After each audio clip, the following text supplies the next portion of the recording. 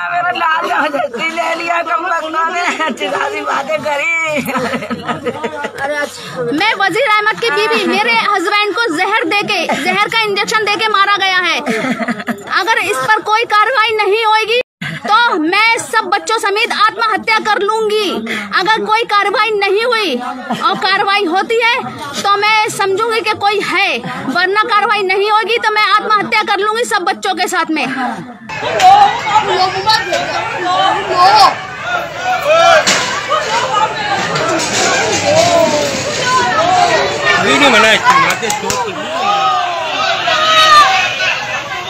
आदाब, मैं मोहम्मद अमजद अली और आप देख रहे हैं प्राइम टाइम।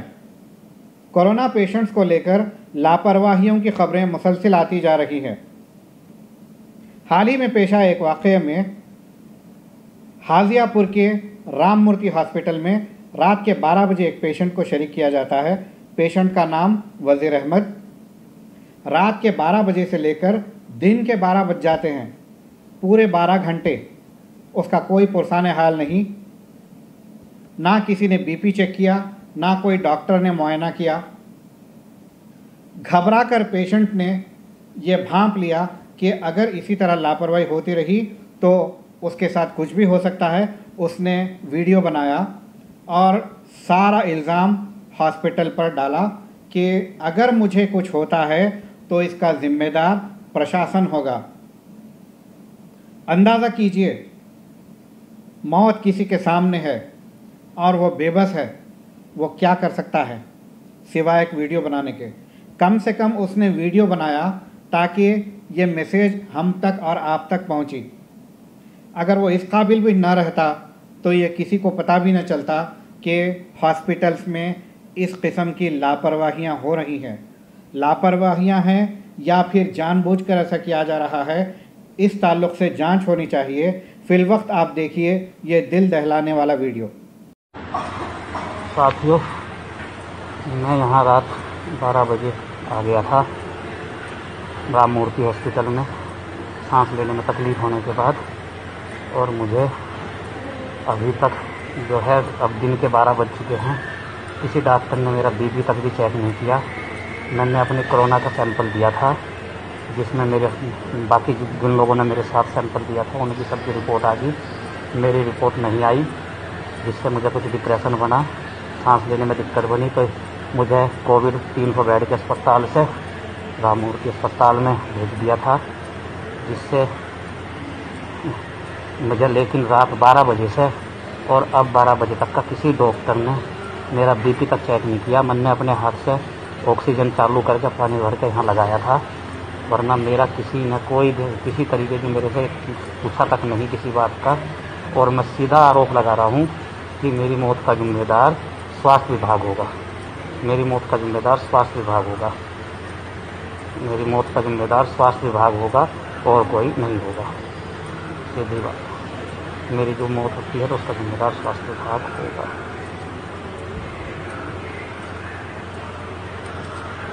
बड़े अफसोस के साथ कहना पड़ रहा है कि हॉस्पिटल की लापरवाही की वजह से वज़ीर अहमद की मौत वाक़ई हो जाती है।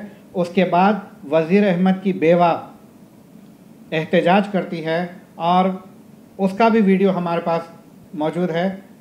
वज़ीर अहमद की बेवा कहती है, अगर मुझे इंसाफ न मिला तो मैं अपने 6 बच्चों के साथ खुदकुशी कर लूँगी। नाज़रीन, 6 बच्चे हैं, मासूम यतीम हो गए हैं। अगर अब वज़ीर अहमद की बेवा का ख़याल नहीं रखा गया और वज़ीर अहमद की मौत की तहक़ीक़ात ना की गई तो फिर हम मज़ीद अमवात देखेंगे। देखिए वज़ीर अहमद की बेवा क्या कहती हैं। मेरा लाल जैसी ले लिया कम ने अच्छी बातें करी। मैं वजीर अहमद की बीवी, मेरे हस्बैंड को जहर का इंजेक्शन देके मारा गया है। अगर इस पर कोई कार्रवाई नहीं होगी तो मैं सब बच्चों समेत आत्महत्या कर लूंगी। अगर कोई कार्रवाई नहीं हुई और कार्रवाई होती है तो मैं समझूंगी कि कोई है, वरना कार्रवाई नहीं होगी तो मैं आत्महत्या कर लूंगी सब बच्चों के साथ में।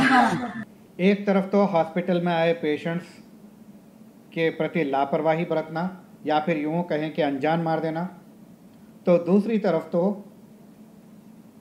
मजहब की बुनियाद पर खुले तौर पर इलाज करने से इनकार कर देना। ऐसा ही एक वाक़या यूपी में पेश आया, जहां एक पेशेंट को लेकर आदमी पहुंचता है तो वहां का मुलाजिम उसका नाम पूछता है और ये पाए जाने पर कि वह मुसलमान है, वो कहता है यहाँ मुसलमानों का इलाज नहीं होगा। हालांकि आवाज़ बुलंद करने पर हॉस्पिटल में मौजूद सीनियर स्टाफ कहता है कि यहाँ ऐसा कुछ भी नहीं है, सबका इलाज होता है। फिर ये जूनियर मुलाजिम ने ऐसा क्यों कहा? फिलवक्त आप इस वीडियो को देखिए। कि अगर हिंदू पेशेंट हो तो दिखाएं, अगर मुस्लिम हो तो मना करते हैं बाहर से। ये रहा लड़का, इसने कहा छूट के अगर हम हिंदू पेशेंट होंगे तो ही देखेंगे। ऊपर से ऑर्डर कहाँ से आप पे? कहाँ से ऑर्डर है आप पे? कहाँ से ऑर्डर है आप पे?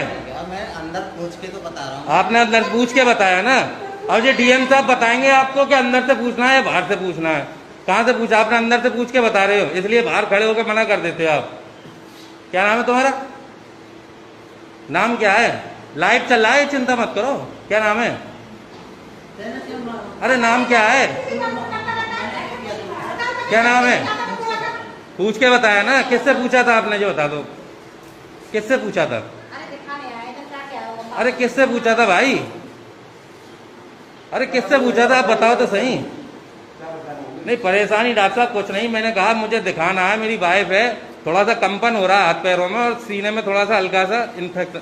तो इन्होंने कहा आप हिंदू है मुसलमान। मैंने कि क्या हुआ कि यहाँ पे हिंदू पेशेंट देखे जाते हैं, मुस्लिम नहीं देखे जाते हैं?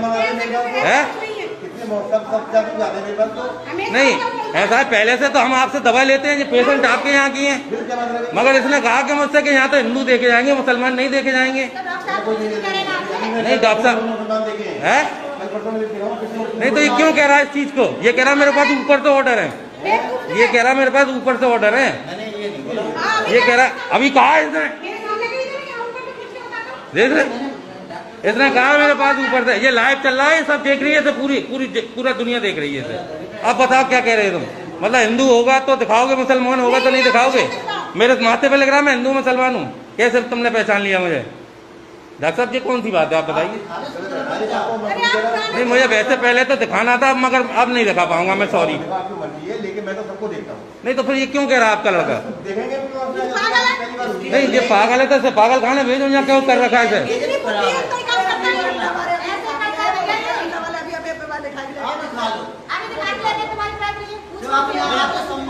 ऐसा है, आपको अगर बता पूछना है बुखार है या कोई लक्षण है या चीज है, टेम्परेचर नापो आप, वो चीज सारी। तो देखा आपने, जूनियर मुलाजिम की इस हरकत पर सीनियर स्टाफ भी बरहम हैं और ये कह रहे हैं कि ऐसा कुछ नहीं है, किसी के साथ इम्तियाज़ नहीं बरता जाएगा और आपका इलाज हम करेंगे।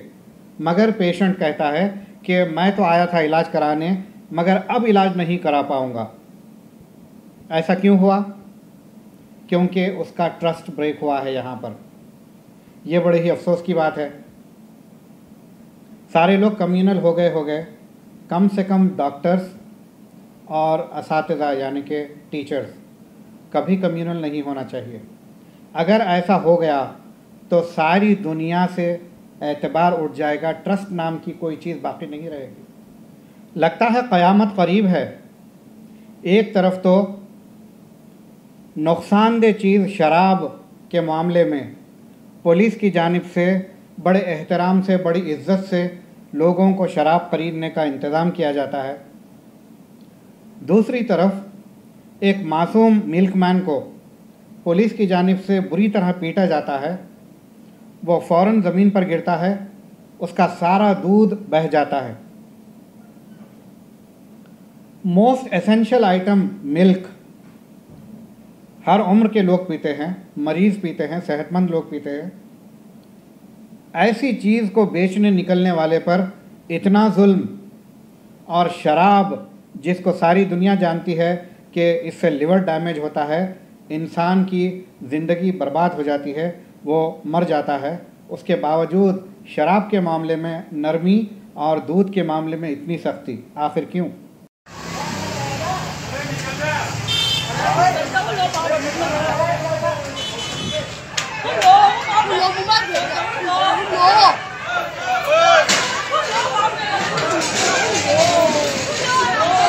वीडियो बनाए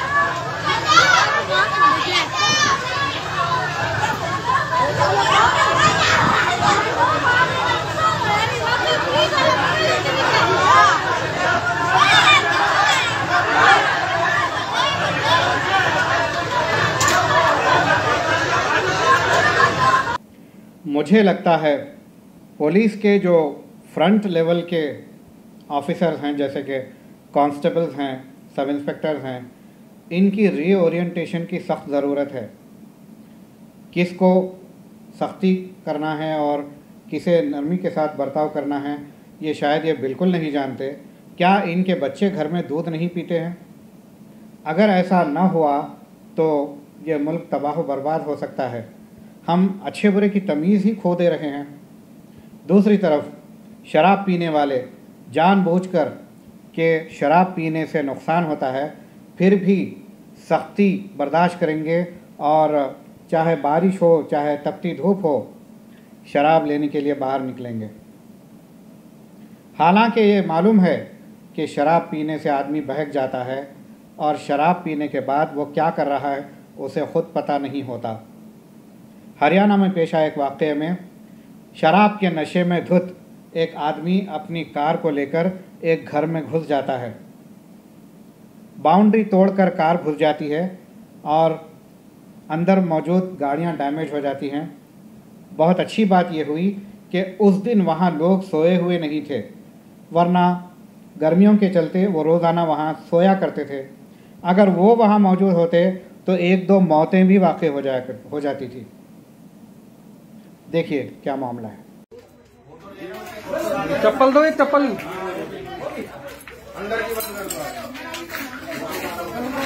ये लो।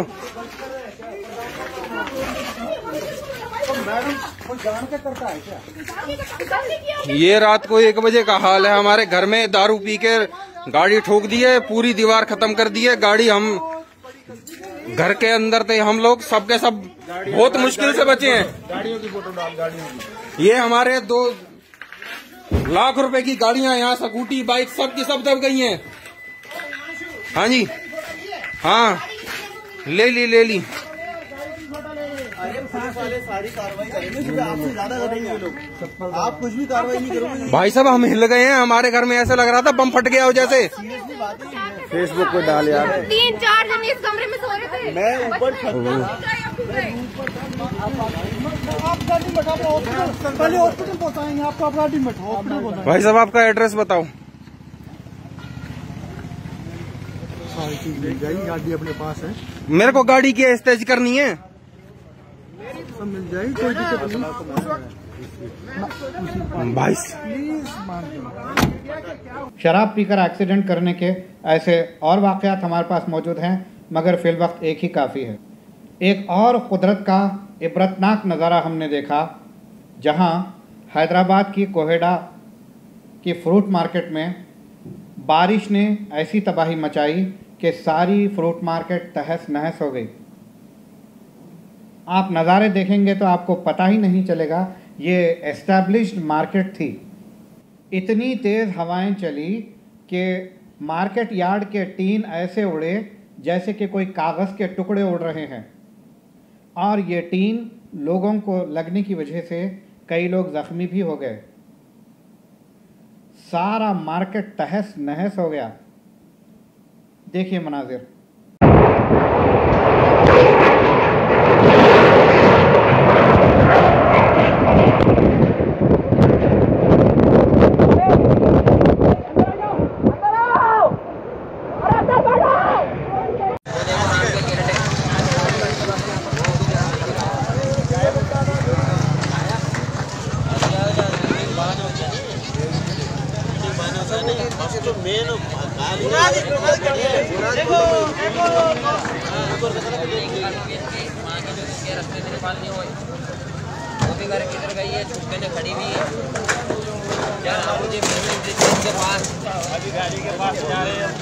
हमारी गाड़ी के पास देखते हुए मौके पे क्या हुआ क्या नहीं हुआ, गाड़ी की तलाशी ली जा रही है।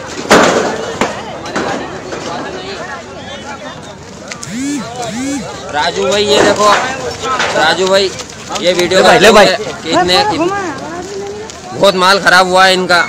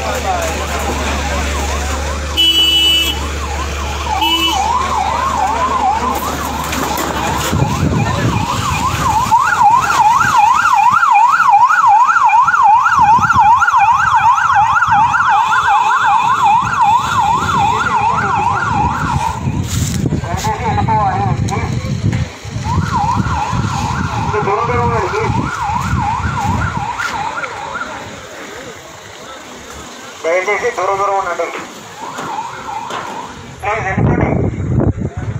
దూరం ఉండండి. మాస్టర్ పెట్టండి.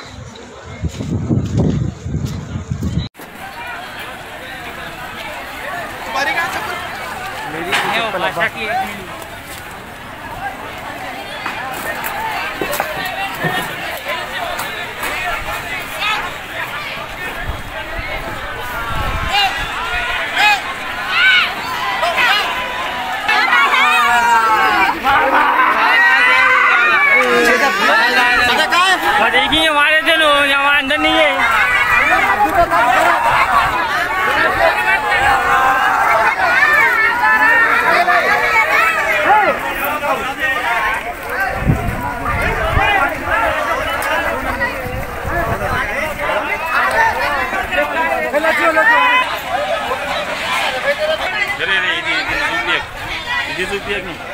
ఇది పొట్లం చూపి. अरे वो आदमी औरत की रेट फट गई इसी। अरे अपने दुकाना कहाँ करे?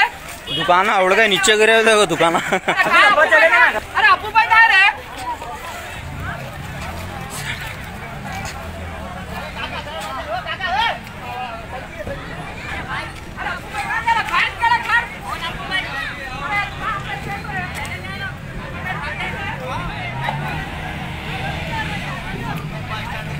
तो देखा आपने किस तरह से छत के टीन ऐसे उड़ रहे थे जैसे कोई किताब के फटे हुए कागज़।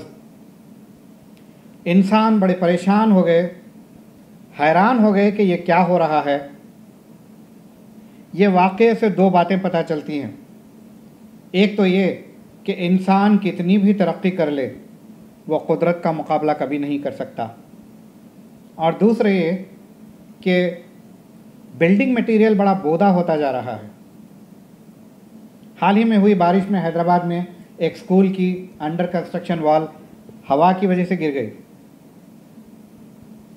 अब ये फ्रूट मार्केट के टीन हवा में ऐसे उड़े कि जैसे कागज़। तो बिल्डिंग मटेरियल दिन ब दिन बोदा होता जा रहा है, जैसे कि काम चलाओ।